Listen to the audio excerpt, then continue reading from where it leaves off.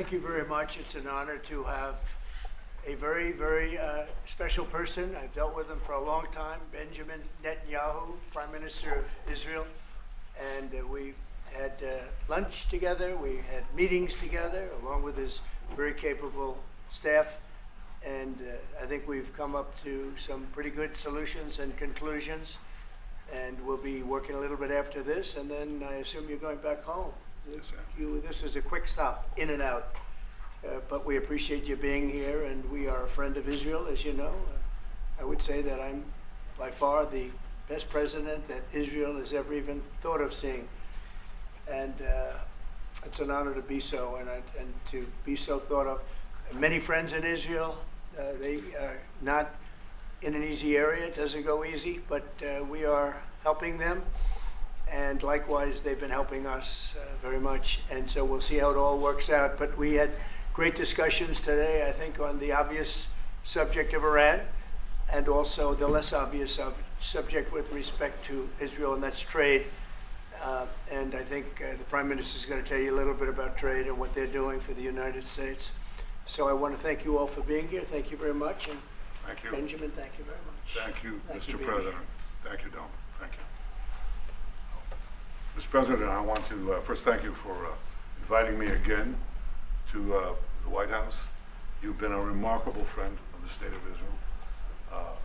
You stand by us. You're standing with us. You are a great, great champion of our alliance.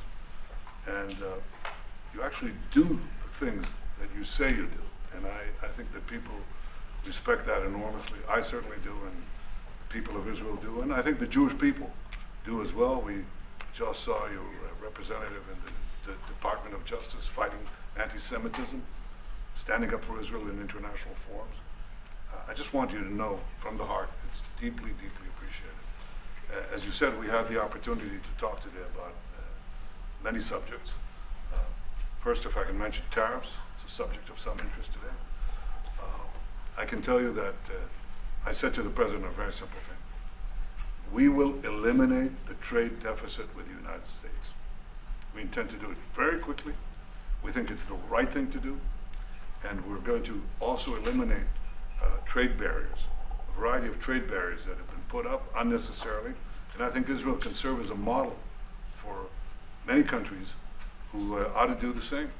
I recognize the position of the United States. It says, you know, we're allowing other countries to put tariffs on us, but we don't put tariffs on them. And you know, I'm a free trade champion, and free trade has to be fair trade. And I think that's basically the position that you have put forward, Mr. President. We are going to eliminate the tariffs, and rapidly. I had the opportunity to speak to Secretary Lupnick yesterday. We talked about how we could effect this quickly, and I hope to bring a solution very quickly. We're not talking about intentions. We're not talking about you know, just words. We're talking about results. And those results are going to come. So that's the first. Thank you very much. It's very nice. Thank you. Thank you. Mr. President, what about the hostages deal? Well, What about the Let hostages him, deal? let him I finish. didn't finish. Okay. Even begin. We spoke about not only the hostages, but about Gaza. The hostages obviously is a human story of just unbearable agony. I speak to the families. I spoke to them yesterday. Spoke to another one when I was in Hungary before I came here. I speak to them every day, and they're in agony. The hostages are in agony, and we want to get them all out. Steve Witkoff, who was President Trump's very able representative, helped us get a deal that got 25 out. We're working now on another deal that we hope will succeed. And we're committed to getting all the hostages out, but also eliminating the evil tyranny of Hamas in Gaza, and enabling the people of Gaza to freely make a choice, to go wherever they want. I mean, they should have that choice. And the President put forward a vision, a bold vision, which we discussed as well, including the countries that might be amenable and are amenable to accepting Palestinians of their free choice if they choose to go there. And I think that's the second thing that we discussed. But the hostages came right on top. We also discussed the situation in Syria. we've had neighborly relations with Turkey that have deteriorated, and we don't want to see Syria being used by anyone, including Turkey, as a base for attack in Israel. Turkey is a country that has a great relationship with the United States. The president has a relationship with the leader of Turkey. We discussed how we can avoid this conflict in a variety of ways, and I think we can't have a better interlocutor than the President of the United States for this purpose. And of course, we also discussed Iran. Look, we're both united in the goal that Iran does not ever get nuclear weapons. If it could be done diplomatically in a full way, the way it was done in Libya, I think that would be a good thing. But whatever happens, we have to make sure that Iran does not have nuclear weapons. That's the end of my speech. Mr. President, many Israelis want Just to to know add to what that, is your we're specific having plan to direct getting all talks the with, hostages wait a minute, out? wait. We're having direct talks with Iran, and they've started. It'll go on Saturday. We have a very big meeting, and we'll see what can happen. And I think everybody agrees that doing a deal would be preferable to doing the obvious.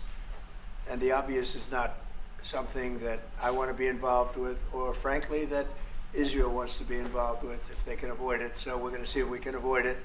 But it's getting to be very dangerous territory. And hopefully those talks will be successful. And I think it would be in Iran's best interest if they are successful. We hope that's going to happen. And we had just a lot of good talks on a lot of things. I appreciate very much what you said about the tariffs. We've been ripped off and taken advantage of by many countries over the years, and can't do it anymore. Just can't do it anymore. We can't be the stupid people anymore. And it's all because of the people that sat in the seat right here. Not your seat, but this seat. They allowed things to happen to our country that they shouldn't have allowed to happen on trade and other things, many other things. I mean, look at what's happened with our last president, where he allowed millions of people to come into our country with an open border. Who would want an open border? How stupid is that? But he allowed millions and millions of people, and of the millions, and I think it was 21 million people, but let's say 3 of them were serious criminals, serious murderers and drug dealers and gang members and people from jails. All the jails emptied out right into our country, right along the open border on Mexico, generally the Mexico. But they came in from Canada too, by the way, a lot. But generally speaking, on the southern border. And what a shame it is that we are now working very hard to get them out, get the criminals out, get the murderers out, the drug dealers, the mentally insane, get them out. They dropped the mentally insane in our country too. And this was all done by the Biden administration. It's a disgrace that we have to work so hard. And then we have judges that try and protect these people, but they didn't protect us when the people were being let in. But to get them out is never easy with these people. So I think we're doing a great job. The border is the best it's ever been. It's even as strong as it was. I had a great, solid border. I think it might even be tougher right now and stronger. So people are coming into our country, but they're coming in legally. We have a legal process, and we have that moving along properly, because we need people to come into our country. But we want people that can love our country and cherish our country. So that's where we are. And with that, any questions? What about the hostages deal? Mr. President. Today, and would you be open to a pause in tariffs to allow for negotiations? Well, we're not looking at that. We have many, many countries that are coming to negotiate deals with us, and they're going to be fair deals. And in certain cases, they're going to be paying substantial tariffs. There'll be fair deals. As you know, I spoke this morning with the Prime Minister of Japan, and we had a very good conversation. They're coming. And I said, one thing, you're going to have to open up your country, because we sold no cars, like 0 cars in Japan, and they sold millions of cars into our country. They don't really take our agriculture, a little bit of it just to keep us slightly happy, but they don't take what they're supposed to be taking. So we have a great relationship with Japan. We're going to keep it that way, but they're coming in to meet, and other countries are coming in. With China, as you know, against my statement, they put a 34% tariff on above what their ridiculous tariffs were already. And I said, if that tariff isn't removed by tomorrow at 12 o'clock, we're putting a 50% tariff on above the tariffs that we put on. So they've gone for years. They've become a rich country because of people, again, that were in the White House that allowed this to happen. Hundreds of billions of dollars a year they'd make on us on trade, and it shouldn't be that way. And I have a great relationship with President Xi. I hope it's going to stay that way. I have great respect for China, but they can't do this with just, we're going to have one shot at this, and no other president's going to do this, what I'm doing. And I'll tell you what, it's an honor to do it because we have been just destroyed, what they've done to our system. You know, we have $36 trillion of debt for a reason. And the reason is that people allowed it to get that way. So we'll be talking to China. We'll be talking to a lot of different countries. And I think, you know, if we can make a really fair deal and a good deal for the United States, not a good deal for others. This is America first. That's now America first. And we didn't put America first. We put America last. The people that were in the Oval Office put America last, and we're not going to stand for it. Yeah. What about the hostage issue? Go ahead. Who's going to represent the U.S. in the talks with Go ahead. Two questions. Do you expect any of these deals to be made before April 9th? And secondly, there have been some mixed messages from your administration. You're talking about negotiations, and yet others in your administration are saying that these tariffs are actually permanent. What is the action? Well, it could be, they can both be true. There can be permanent tariffs, and there can also be negotiations because there are things that we need beyond tariffs. We need open borders. You know, we almost had a deal with China where we're going to open up China. It was almost done. Some of you remember it during my first term, and it was very disappointing. We ended up making a great deal. $50 billion worth of product was sold. $50 billion. You'd like that in Israel. And I made that deal, but it wasn't the deal that I wanted. It was the deal that I wanted was that plus they were going to open up China so that our companies could go into China and compete with other countries and China for the, you know, for a large number of people. And at the very end, that deal was terminated, and we went to a piece of the deal. And there are a lot of things outside of tariffs, but tariffs are very important. But there are a lot of things like opening up countries that were totally closed. China's essentially a closed country. In fact, it is a closed country. And what they do is they charge tariffs so that if you sell cars or if you sell anything, nobody's going to buy it because the price is out of control. But that's true with a lot of other countries also. So we're going to get fair deals and good deals with every country. And if we don't, we're going to have nothing to do with them. They're not going to be allowed to participate in the United States. Mr. President, Mr. President, you the hostage issue. Hold it. Mr. Just President, relax. We have time. This gentleman is all day long. Mr. President, thank you for the chance. Go ahead. Many of Palestinian Americans who voted for you and not for Biden because you've promised them to end the war in Right. Gaza. Very honored by that vote, too. The war is still going on and there's no hostage deal. Do you have any update on that? Well, I'd like to see the war stop, and I think the war will stop at some point that won't be in the too distant future. Right now we have a problem with hostages. We're trying to get the hostages out. We got quite a few of them out, but it's a long process. It shouldn't be that long. We have a big problem that we've done. I think I'll ask Pete to maybe talk about it for a second, because a lot of people are asking. The Houthis, we've been very tough and very successful militarily. We've really damaged them badly. These were people shooting down ships and other things, by the way, flying objects like airplanes. And we've put a major hurt on the Houthis, which nobody's been able to do. We've really hit them hard, and they know it, and they don't know what to do. And it's every night, night after night. And we've gotten many of their leaders and their experts. They're experts on missiles. I mean, they actually make missiles. Nobody thought that. But they make missiles. They're highly sophisticated, and they're very tough. But they've been very badly damaged. Nobody else was able to do that but us. Pete, you want to discuss that, please? Yes, sir. It's been a bad 3 weeks for the Houthis, and it's about to get worse. It's been a devastating campaign, whether it's underground facilities, weapons manufacturing, bunkers, troops in the open, air defense assets. We are not going to relent And it's only to get more unrelenting until the Houthis declare they will stop shooting at our ships. And we've been very clear with the Iranians as well. They should not continue to provide support to the Houthis, and that message has been made very clear. So we have a lot more options and a lot more pressure to apply, and we know, because we see the reports, how devastating this campaign has been in them, and we will not relent. We have a great military. There's no military like our military. And despite Biden having given a lot, but nevertheless a pretty small piece, but it was a lot of our military away in Afghanistan, and one of the dumbest situations, I think, and maybe the most embarrassing situation we've ever been involved in, that short period of time in Afghanistan. What a disgrace that was, but left a lot of our military behind. Left. You see them in their annual parades where they're parading trucks that are armor plated and different things that they can't, but it's many billions of dollars we left behind.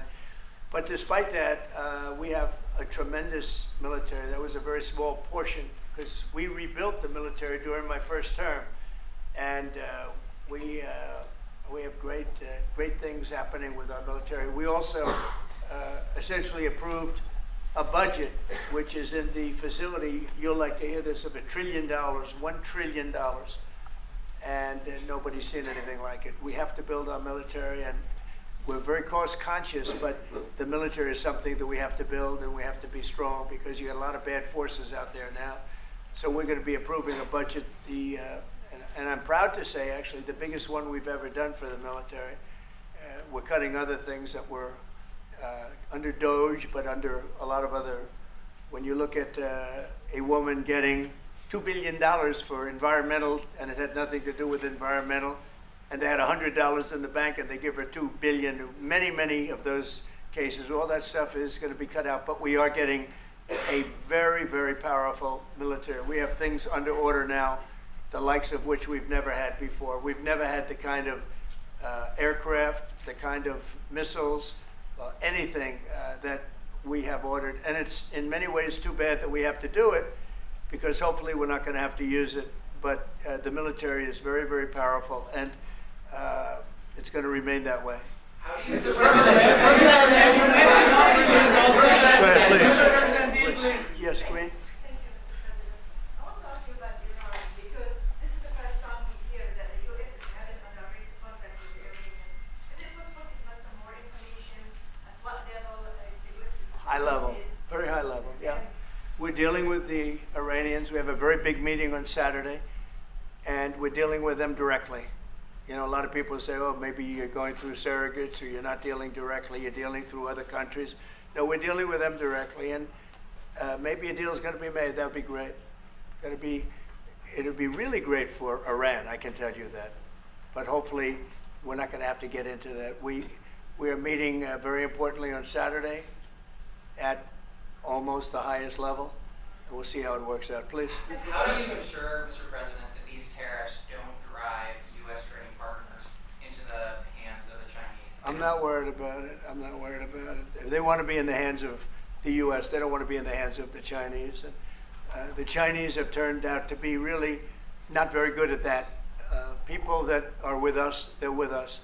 But we cannot be taken advantage of any longer. I used to watch these deals for years. I've been talking about it for years. You know, I've been talking about it for 35 years, how our country is being ripped off. I mean, 30 years ago it was Japan, then it was something else, then it was another group, then it was China. China's doing the best job of it, frankly. And it's just not going to happen, not going to happen. And Mr. President, the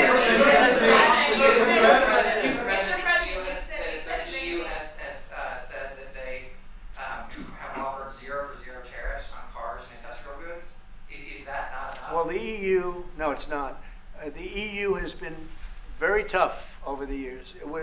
I always say it was formed to really do damage to the United States in trade. That's the reason it was formed. It was formed with all of the countries from Europe, I guess most of them, not all of them, but most of them. And they formed together to create a little bit of a monopoly situation, to create a unified force against the United States for trade. So they have NATO, which is largely the same countries, and they took advantage of us dollar-wise and militarily until I got there. You know, I was able to get $600 billion from NATO, where they paid NATO because most of these nations weren't even paying. We were paying for NATO, so we're paying them to guard them militarily, and they're screwing us on trade. So that's not a good combination. So now it's really turned around. It's the opposite, and the European Union's been very bad to us. They don't take our cars, like Japan in that sense. They don't take our agricultural product. They don't take anything practically. And yet they send millions of cars in a year, Mercedes-Benz, Volkswagen, BMWs. They're sending millions and millions of cars into the US, but we don't have a car that's been sold to the European Union or other places, but let's go for the European Union. And it's not going to be that way. It's got to be fair, reciprocal. It's got to be fair. It's not fair. We have a deficit with the European Union of $350 billion. And it's going to disappear fast. And one of the reasons and one of the ways that that can disappear easily and quickly is they're going to have to buy our energy from us because they need it. They're going to have to buy it from us. They can buy it. We can knock off $350 billion in 1 week. They have to buy and commit to buy a like amount of energy. And we have that. You know, we have more energy than any country in the world. I don't know if you know that. He knows everything, but the one thing he may not know, we have more energy than any country in the world. We have more of every kind of energy, every form of energy, from oil and gas to coal. And people talk about, I call it beautiful, clean coal. As you know, Germany is opening up a coal plant a week. They tried the windmills and it didn't work. They tried all the other solutions and they were ready to go out of business. Now they're doing a coal plant a week. China is now up to 2 coal plants. They're opening 2 major coal plants every single week in China, all over China. And then we're not allowed to use coal. Well, we have clean, beautiful coal more than anybody else. We have oil and gas more than anybody else. We have the most energy of any country in the world, including Saudi Arabia, including everybody, by a lot. And I took it to number 1. We were number 3, and I took it to number 1 during my administration. And the reason that we were hurt so badly and the reason that we went into such incredible inflation during Biden is energy. It was also their bad spending, but energy, because they played around with this incredible thing that we had built, this administration had built, and the energy costs went through the roof. And when that went up, everything else followed. Now, if you look at what's happening, you're going to see this today. I said we're going to try and get groceries down, right? An old-fashioned term, but a beautiful term.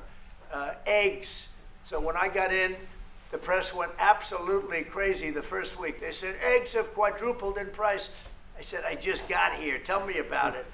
And Brooke Rollins and our team did a great job, and eggs are down now 79%, and they're all over the place. And this was a problem that somebody else would have taken a long time to cure. We have energy is down. We have interest rates are down. We have groceries, meaning food is down. We have everything is down at levels that nobody ever thought possible. Energy looks like it's going to be in the $2.50 a gallon range and maybe below that for a car, so for gasoline. So we're really doing amazing. I mean, we're cutting prices because prices got so high, people couldn't live. I mean, the prices for groceries, the prices for standard groceries, standard things were going through the roof. They couldn't live. And now those prices are coming down. So call them groceries, but that's down, energy's down, and interest rates are down. Everything's down. And the interest rates, the beauty there is when we refinance debt, you know, debt's become such a big factor in this country. We're going to start paying debt off with tariffs and other things. But it's such a big factor because the interest rate's so high. Well, now that's coming way down. So our budget's going to look a lot better because interest costs are way down. And I guess I've done that. Okay. Many Israelis are watching you now on live show. Good. What is your specific I hope they like way of getting the hostages out from the horrific captivity? Yeah, we are trying very hard to get the hostages out. We're looking at another ceasefire. We'll see what happens. But we want to get the hostages out. The Israeli people want the hostages out more than anything. They want the hostages out. This man is working very hard with us to do that. I mean, I don't know, I hope he's being appreciated because he's been a great leader. He's working very, very hard on the hostages and many other things. And there are plenty of things you have to work on. It's a tough place in the world, isn't I it? have a good partner. Yeah, you do have a good partner, and so do we. We're working very hard on the hostages. Yeah, please. If you're going to negotiate a new deal with Iran, can you elaborate how it's going to be more effective than the JCPOA? Well, I can't really say that, but I think it'll be different and maybe a lot stronger. But they were so happy when we made that first deal because we did get a lot out. You know, I had people right in this office, this beautiful Oval Office. They came in, 10 people, hostages, you know that. And I said to them, so how was it? And the stories they told me, I mean, as an example, I said to them, was there any sign of love? You were there, 10 people. It's only 10, but it's pretty representative. Did the Hamas show any signs of like help or liking you? Did they wink at you? Did they give you a piece of bread extra? Did they give you a meal on the side, like, you know, you think of doing? Like would happen in Germany, would happen elsewhere. People would try and help people that were in unbelievable distress. They said no. I said all of them. I said, did they ever wink at you like, you'll be okay? You're going to be okay? No, they didn't do that. They'd slap us. The hatred is unbelievable. And the lives, you know, they lived in a pipe, not really a tunnel, it was a pipe. And they always thought they were suffocating, they were going to suffocate. And then they'd open up the pipe, and it was like 3.5 feet high. This isn't, you know, we hear tunnels bad, but pipes are worse. And the stories I heard were incredible. But I just said, was there any sign of potential love or affection? And there were none whatsoever. It was amazing to me. There was nothing like, here, take this, it's a little extra meal or something. They lived like hell. I don't know. They seemed to be, they were amazing to me because they seemed to be pretty normal. They weren't scarred, but I guarantee underneath they have to be scarred. And one was there for 356 days. Another was there for about 180 days, you know, a long time. These are people that have been really, really horribly treated. I've never seen anything like it, actually. I was very surprised to hear the answer. Thank you, Mr. President. Are there 2 or 3 countries that are on your list that you feel are farther along in getting their tariffs lowered? I Have think you there spoken with over the well, I weekend? think there are many that want to get rid of tariffs right now. European Union, I mean, as badly as they've treated us, they've brought their car tariffs essentially off. I guess they brought it down to 2.5, and I hear maybe to nothing. But it's not only tariffs, it's non-monetary tariffs. It's tariffs where they put things on that make it impossible for you to sell a car. It's not a money thing. They make it so difficult, the standards and the tests. They drop a bowling ball on the top of your car from 20 feet up in the air, and if there's a little dent, they say, no, I'm sorry, your car doesn't qualify. When the same car from Germany or anything would dent likewise, unless you can have an army tank, it's going to dent. So they come up with rules and regulations that are just designed for one reason, that you can't sell your product in those countries, and we're not going to let that happen. Those are called non-monetary barriers. They make barriers that are so tough that it's impossible to qualify. So tariffs are a big part of it, but there's another big part of it, and that's barriers. They also do something else. They manipulate their currency, and they drive it down. They want to drive it. They want to have low currencies. You know, it sounds better to have a high currency, a strong dollar or whatever. But they bring their currency down, and when it competes with our currency, it's very hard to sell a tractor. It's very hard to sell product because their currency is low and ours is much higher relatively.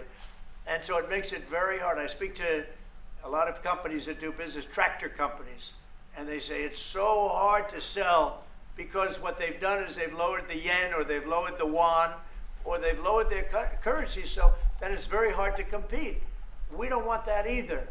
So we have a lot of things that we're talking about, but we're going to fix it properly, and it's going to be fair to everybody. And in the end, I think we're going to have a world that does a lot better, you know, but they have to respect the United States. And nobody but me would do this. Nobody but me would do this. You know, it would be nice to serve, a nice, easy term. But we have an opportunity to change the fabric of our country. We have an opportunity to reset the table on trade. We lose billions of dollars. We lose close to $2 trillion a year on trade. We lose $1 trillion a year to China. $1 trillion. We lose hundreds of billions of dollars a year on trade to China. We lose hundreds of billions of dollars overall, probably close to $2 trillion. Why would we do that? Number one, why would we do that? And then you have to say, is it sustainable? Then you hear about all of the people that say, well, deficits. If we have a deficit with the country, or if the country has a big surplus with us, like China has a massive surplus, that they take and they spend on their military. Well, we don't want that. I don't want them to take $500, $600 billion a year and spend it on their military. I don't want them spending money on their military. And I shouldn't have to spend money. We shouldn't have to spend it either. Because, you know, hopefully, and I said this to President Xi, hopefully it's money that we're never going to use. In other words, because we're not going to use those incredible weapons that we have and that they have. We don't want that. So it's going to be very interesting. It's the only chance our country will have to reset the table. Because no other president would be willing to do what I'm doing or to even go through it. Now, I don't mind going through it because I see a beautiful picture at the end. But we are making tremendous progress with a lot of countries, and the countries that really took advantage of us are now saying, please negotiate. You know why? Because they're getting beaten badly because of what's happening. They're getting beaten badly. They're being devalued as countries. But it's the only chance we're going to have to reset the table on trade. And when we do, we're going to come out unbelievably well. We're going to have a strong country economically again. And we're going to have those factories that are empty all over the United States. We've lost 90,000 plants and factories. Think of this, 90,000, you wouldn't think it's possible. 90,000 plants and factories since NAFTA, which was, by the way, the worst trade deal ever developed, ever had by any country anywhere, NAFTA. And I terminated NAFTA. Everybody said it would be impossible. And I terminated it through Congress. We terminated it. You had to get it through Congress. It was a trap. It was a horrible thing, and we got it done. And we went to the USMCA, which was much better. The problem is they cheat. They cheat like crazy. Canada cheats, Mexico cheats, just one of those things. But we are resetting a table, and we're going to have great trade, and we're going to have a very strong country. Our country is going to be at a level that has maybe never been, or maybe, you know, our country was the strongest, believe it or not, from 1870 to 1913. You know why? It was all tariff-based. We had no income tax. Then in 1913, some genius came up with the idea of let's charge the people of our country, not foreign countries that are ripping off our country. And the country was never that kind of wealth. We had so much wealth, we didn't know what to do with our money. We had meetings, we had committees, and these committees worked tirelessly to study one subject. We have so much money. What are we going to do with it? Who are we going to give it to? And I hope we're going to be in that position again. Mr. President, do you plan to reduce the tariffs that the government put on Israeli goods, 70%? On where? On Israeli goods, the 17%. Do you plan Well, to we're reduce talking about a whole new trade. Maybe not. Maybe not. Don't forget, we help Israel a lot. You know, we give Israel $4 billion a year. That's a lot. Congratulations, by the way. That's pretty good. But we give Israel billions of dollars a year. Billions. It's one of the highest of, and we give a lot of countries money. You wouldn't believe if I said we give Afghanistan a lot of money. Do you? Because that was a Biden deal, another Biden deal. Not only did he embarrass us with that, but they give them billions of dollars, Afghanistan, right? So, but no, we take good care of our friends, and we don't take care of our enemies. We're not taking care of our enemies anymore, but we do take care of our friends. Mr. Berman for the Times of Israel. The IDF is fighting again in the Gaza Strip. I myself might be called up in a month. Do you think that's the way to pressure Hamas to get to a deal? And do you think blocking humanitarian aid is also an effective pressure? Well, you know how I feel about the Gaza Strip. I think it's an incredible piece of important real estate. And I think it's something that we would be involved in, but, having a peace force like the United States there, controlling and owning the Gaza Strip would be a good thing. Because right now, all it is for years and years, all I hear about is killing and Hamas and problems. And if you take the people, the Palestinians, and move them around to different countries, and you have plenty of countries that will do that, and you really have a freedom zone. You call it the freedom zone, a free zone, a zone where people aren't going to be killed every day. That's a hell of a place. It's you know what I call it, a great location that nobody wants to live in, because they really don't. And when they have good living, real living, where Hamas and all of the problems they have, the level of death on the Gaza Strip is just incredible. And I've said it. I don't understand why Israel ever gave it up. Israel owned it. It wasn't this man, so I can say it. He wouldn't have given it up. I know him very well. There's no way. They took oceanfront property and they gave it to people for peace. How did that work out? Not good. Is the immigration, sorry, Mr. President, is the immigration plan still on the agenda?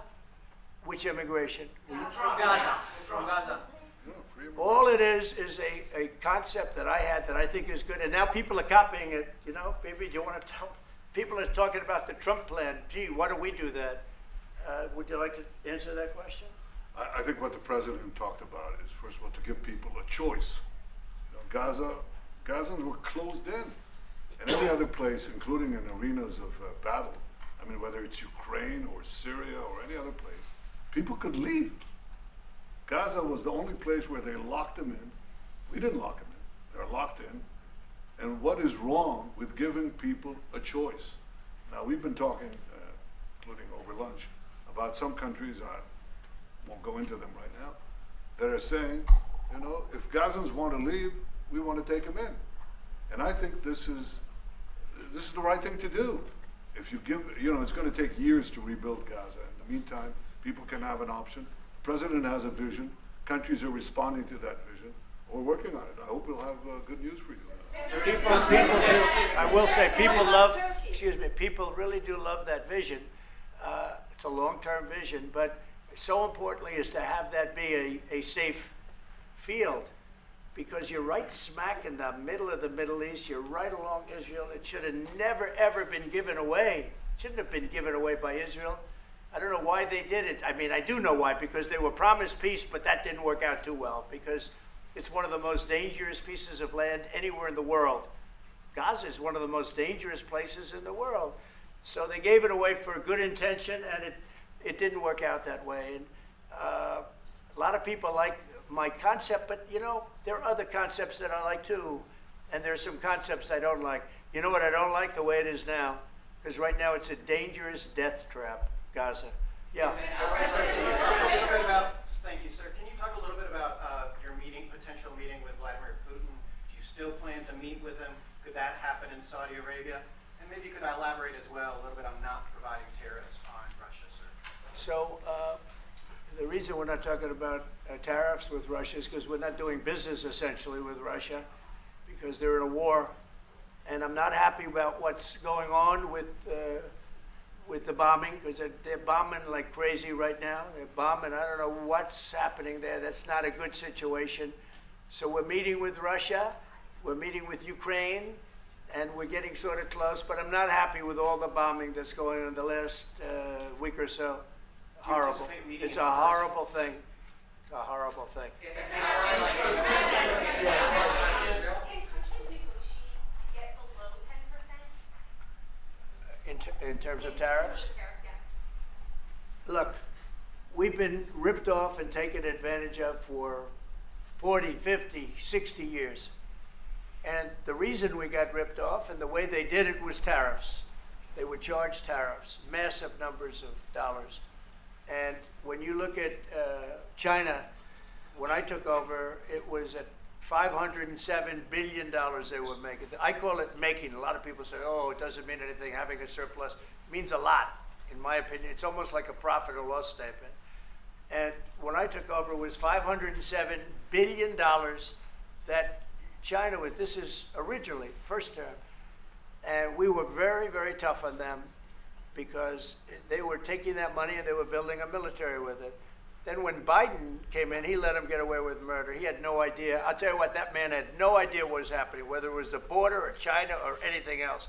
He had no idea what was going on. And they went wild. China went wild. And the money they make is ridiculous, okay? It's just not going to happen. And hopefully we'll get along with China. If we do, that's great. And if we don't, that's okay too. But we can't let that continue, because that's an abuse. They abused the poor people that sat in this seat. That poor Biden, he was abused by them. They took advantage of him. And I'm surprised, you know, they have smart people. They were radical left lunatics, but they're smart. I'm surprised they'd allow that to take, you know, to happen. But we are going to bring great trade, and we're going to be fair to other countries. And I will say this, virtually every country wants to negotiate. If I didn't do what I did over the last couple of weeks, you wouldn't have anybody wants to negotiate. We would have gone to these countries, you want to talk? And they were, well, we don't want to talk.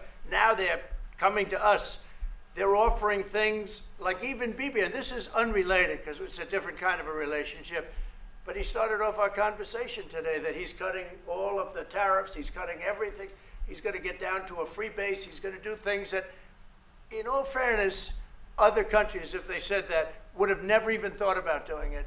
Now they're offering things to us that we would have never even thought of asking them for, because they're experiencing a lot of hurt. And the hurt is that they've taken advantage of us, and we finally fought back. Tariffs will make this country very rich. We're rich anyway, but we're rich in a certain way. We have $36 trillion in debt. I want to get rid of it, and we can do it quickly with proper deals. So when countries don't allow us to sell our product, but we allow them to sell their product, when they charge us massive amounts of money for the privilege of going into their country, those days are over. Okay. Yeah, go ahead. Sir? Me? Yeah. He sounds so Thank you, Mr. surprised. President. On Iran, two questions, please. First, you can give us more details about where the meeting on Saturday is going to I can't tell you that. I can just tell you there's a major meeting going on between us and Iran, and that'll take place on Saturday, and it's at top level. And second question about this. A lot of people think that those talks are not going to lead anywhere because the Iranians may be will right. never give up their nuclear program. I think that's a possibility too. If diplomacy fails, is the United States under your leadership ready to take military action to destroy the Iranian nuclear program and remove this threat? I think if the talks aren't successful with Iran, I think Iran is going to be in great danger. And I hate to say it, great danger, because they can't have a nuclear weapon. So is that a yes? You know, it's not a complicated formula. Iran cannot have a nuclear weapon. That's all there is. So is Can't the have US it. ready to Right now, take we have military countries action? that have nuclear power that shouldn't have it, but I'm sure we'll be able to negotiate out of that too as part of this later on down the line. But Iran cannot have a nuclear weapon. And if the talks aren't successful, I actually think it'll be a very bad day for Iran if that's the case. Yeah. Mr. President, on manufacturing. Mr. Yeah, please President. go. Mr. President, was October 7th the death blow of the two-state solution, and would you consider classifying the Palestinian Authority as a terrorist organization for its continued pay-for-slay terror financing payments? So October 7th was a horrible day that some people, they deny it. Now, I can't believe they deny it from the standpoint of it. They do it because they think it's good politically. But October, I've seen the tapes. I've seen things that you don't want to see. October 7th was a horrible day, and it will go down as one of the really bad days in the history of the world. It was a horrible, horrible thing that happened. And they grabbed some of these people. I'll give you an example. When I was with the 10 hostages a few weeks ago, I said, so how many are there? 59. I said, oh, so 59, so we can get 59. They sort of knew the territory pretty good. And I said, how are they doing? They said, well, only 24 are living, the rest are dead. And these are young people largely. Young people don't die. You know, young people have an amazing ability to live. They can live through horrible things, but these are young people. And when they said that 24 are living and the rest are dead. And you know, I've had parents come up, Israeli parents largely. We have some Americans, and I guess we have one left, Alex. We have the one left. But I've had Israeli parents come up to me at events and say, my son is there. I said, well, how's he doing? Well, he's dead. But would you do me the biggest favor ever? Could you bring his body back home? They talked about a young dead boy and a young dead girl like they were living. And that could have something to do with religion. That could have something to do with, I guess maybe any parent would be, but I was surprised. They said, sir, my son is dead. It is just as important to bring that body back home. I asked that question as if he were alive. So you have a lot of them dead, and we'll be able to bring them back. But it's a horrible thing that's happened. These are largely young people. Some old ones too, frankly. And those people have lived in hell. When they came off, the second group that came out, they looked like they just got out of a concentration camp. They looked exactly like the pictures that I'd see from the 1940s, the concentration camps. And then they got a little bit better, you know, but that second group, those people came out and I said, this is unbelievable. We're going back into a chapter in history that is one of the worst ever. It's really very bad, okay? Mr. President, you said it could take 2 years to get American manufacturing fully up to speed in response to these tariffs. What happens in the meantime? Well, Should Americans be prepared potentially for years of disruption? We have now $7 trillion. Think of this, $7 trillion of commitments from companies wanting to go in, from Apple to many, many companies. But that takes time. Many from Taiwan. What? It takes time to Of course it fully takes. manufacture Well, are you products. asking me a question or are you telling me? Yeah, it takes time. You know, you got to build a thing called a factory. You have to build your energy. You have to do a lot of things. I'm giving them energy. You know, we're going to let them build their own power plants. They'll be their own. Essentially, they're going to be in charge of the power plant because our power is not reliable enough. You have a grid that's old and susceptible to a lot of things, including bombing and weather and a lot of other things. And we're going to give them record timing in terms of approvals of electric plants. Most of them want to build electric plants. We need massive amounts of electricity if we're going to compete with China and others. And interestingly, we're way ahead right now in the AI race with China. But the way we lose that race is if we can't give them electric. But we have more plants being built. We have everything. We're doing so great. And we want to keep it that way. And tariffs will be an important part of it. But one of the other things, Lee Zeldin's doing a fantastic job, head of environmental protection. And he's doing very rapid approvals for people to get, for big companies that are going to build a plant that's going to cost billions of dollars. And we're going to get them their approvals. They have to be environmentally perfect, everything good, but they're going to be in record time, a matter of months versus a matter of many, many years. Okay? Go ahead. Turkey claims it will stabilize the situation in Syria. Turkey? Yeah. Israel doesn't want Turkey to influence Syria. What do you think? Do you think Turkey's influence in Syria can actually make it a better, more peaceful country, or vice versa? Well, I have great relations with a man named Erdogan. Have you heard of him? And I happen to like him, and he likes me, and I know the press will get very angry. He likes Erdogan, but I do, and he likes me, and we've never had a problem, and we've gone through a lot, and we've never had a problem. We've always got, as you remember, we got our minister back from Turkey. You remember that? And this was a big deal at the time, and we got him back. And I told the prime minister, I said, just, Bibi, if you have a problem with Turkey, I really think I'm going to be able to work it out. You know, I have a very, very good relationship with Turkey and with their leader, and I think we'll be able to work it out. So I hope that's not going to be a problem. I don't think it will be a problem. Now, with that being said, I believe it was Turkey, and I said that to him. I said it. I said, congratulations.